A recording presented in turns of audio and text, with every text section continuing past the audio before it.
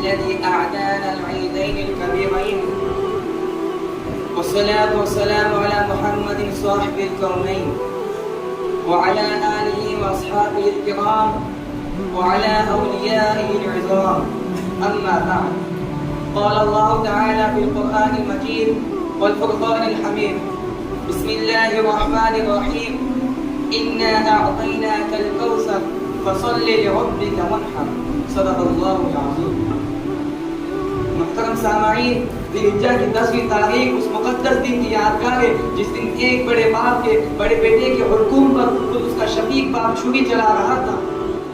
اس وقت ستاروں کی روشنیمان بڑھ گئی تھی، چمنستان عالم کے اشجار کا پتا پتا اور اس وسیع و عریض کائنات کا چپا چپا حیران تھا، پریشان تھا اور زبان حال سے کہہ رہا تھا: وہ انسان، وہ مسجود ملائک، وہ افضل المخلوقات، تو کیوں نہ افضل المخلوقات کہلائے، تو کیوں نہ جنت کا مستحق ٹھہرے، فرشتے کیوں نہ تمہارے سامنے سجدہ ریز ہوں.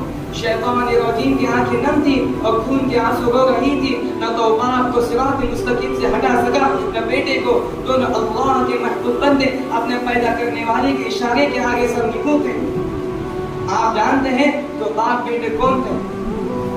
باپ تھے ابو الانبیاء و رسول ابراہیم خلیل اللہ اور بیٹے تھے اسماعیل ذبیح اللہ. اللہ تعالیٰ ان پر ہزاروں سلام بھیجے.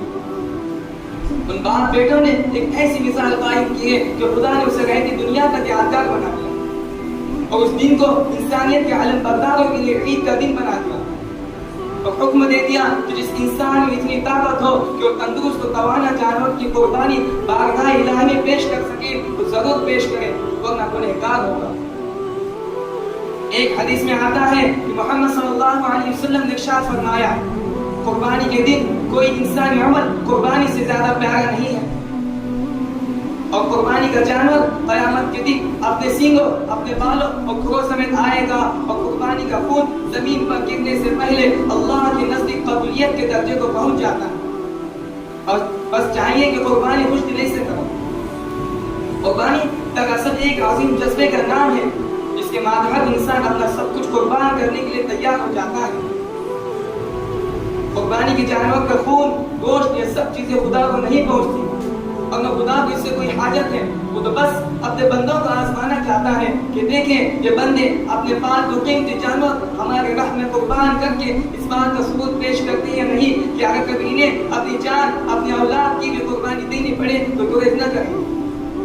محترم دوستوں، قربانی یہی عظیم جذبہ اگر آج مسلمانوں کے اندر پیدا ہو جائے تو یقین رکھیں کہ دم کے دم میں ان کے سارے مسائل حل ہو سکتے ہیں.